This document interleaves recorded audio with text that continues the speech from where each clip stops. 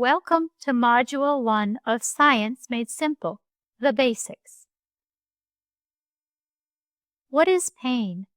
The International Association for the Study of Pain says that pain is an unpleasant sensory and emotional experience associated with or resembling that associated with actual or potential tissue damage. So pain can be physical, emotional, or both, which you probably already knew. It adds that pain is always a personal experience that is influenced to varying degrees by biological, psychological, and social factors. That means pain can be affected by what is going on within us, our mind and our body, and what's going on around us. It can be helpful as you develop a pain management plan for yourself or someone else to look at how pain signals work, how pain signaling can change based on what we do and even what we think, and how we can learn and then unlearn pain.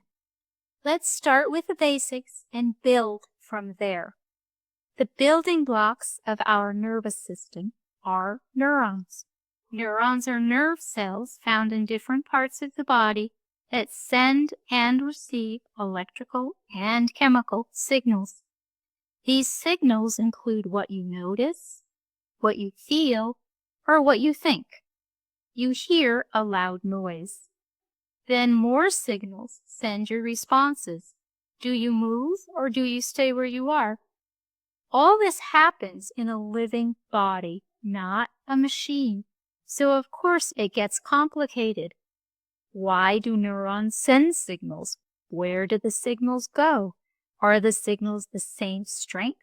Does one signal affect the other signals? Do signals change over time? What happens if a neuron is damaged or dies? The answers all affect pain. You may be getting the idea that pain is complicated.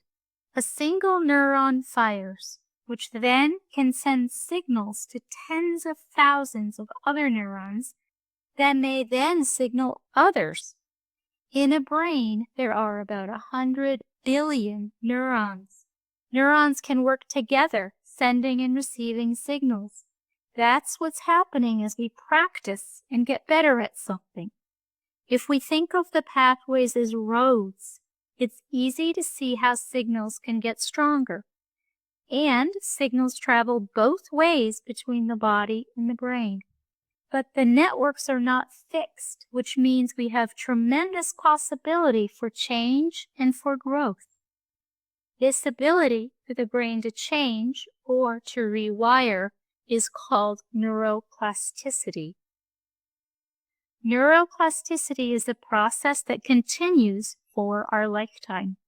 As long as our brains receive signals from what's going on around or within us, we are capable of changing or rewiring our brain. Dr. Eric Kandel won the Nobel Prize for discovering that two things guide how neurons fire and the pathways they create. The two things that change the connections or pathways are how we think and what we do. It's the simple science behind something becoming second nature or becoming a habit. Okay, so how is this relevant to our pain discussion? One way is it affects learning, as discussed in Module 4. How we respond to pain can be learned. Chronic pain has been called learned pain. Another relevant point is how our perceptions, what we think about pain, actually affects our pain levels, as discussed in Chapter 3. Another point is understanding things can go wrong with neurons, which can affect levels of pain. What could go wrong? Neurons are living cells, and how they function or malfunction directly affects how we experience pain. Neurons can be damaged from injury, disease, or even toxins. One example is Parkinson's disease, in which neurons do not secrete enough dopamine. This causes loss of function. In multiple sclerosis, MS, the myelin sheath, or the covering around the axon, is damaged. The area heals with scarring, sclerosis. Signals can't get through, creating both pain and loss of function. Pain is complicated. There is not one pain center in the brain, and there is not one type of pain. Let's look at some ways pain has been classified.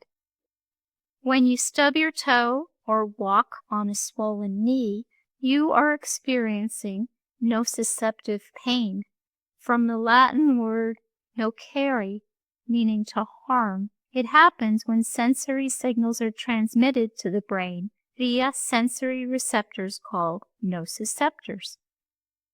Neuropathic pain arises as a direct consequence of a lesion or disease affecting the somatosensory system. Somatosensory means conscious sensations or perceptions from pain, pressure, movement, or temperature.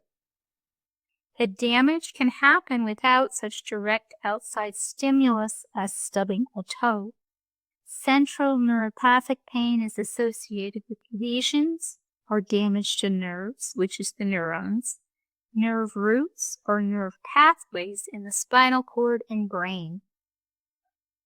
Chronic pain, learned pain, and phantom pain. So it's not all in my head? Well, yes and no. Pain feels real because it comes from signals. But in some pain, the signals start in the brain and get sent to the body. And sometimes neurons fire with signals that are too strong or last too long. These errors can create what is called wind-up or chronic pain. One more interesting example of the brain sending pain signals is a condition known as phantom limb pain. Someone can feel pain or sensations from a limb that is not there. Scientists who study phantom pain suggest that upstream signals from the brain still get sent even though there is no input from downstream, that is, the missing limb. So to recap, neurons are cells that link together to send and receive messages about conditions outside of ourselves and what is going on inside of us. A healthy brain can change, a process called neuroplasticity. We are not stuck. We can adapt and learn new ways of responding. There are many types and causes of pain. There is not a specific pain center in the brain. Pain is complicated. Pain is an area of active research. But using what we do know provides many opportunities for crafting and for improving new pain management strategies and to improving cellular health. If you like, give yourself a few moments for a short break. Long, slow breaths out can lower blood pressure.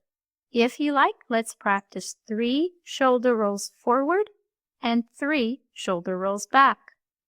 As you breathe in, shoulders lift. As you breathe out, shoulders roll forward and down. Always move in a comfortable way. As you breathe in, shoulders lift. As you breathe out, shoulders roll forward and down. As you breathe in, shoulders lift. As you breathe out, shoulders forward and down. Now 3 back. As you breathe in, shoulders lift. As you breathe out, shoulders roll back and down. As you breathe in, shoulders lift. As you breathe out, shoulders roll back and down. As you breathe in, shoulders lift. As you breathe out, shoulders roll back and down. If you like, gently move the fingers on one hand or shake that hand. Then gently move the fingers on the other hand or shake that hand. Let your hands be as still as you would like them to be.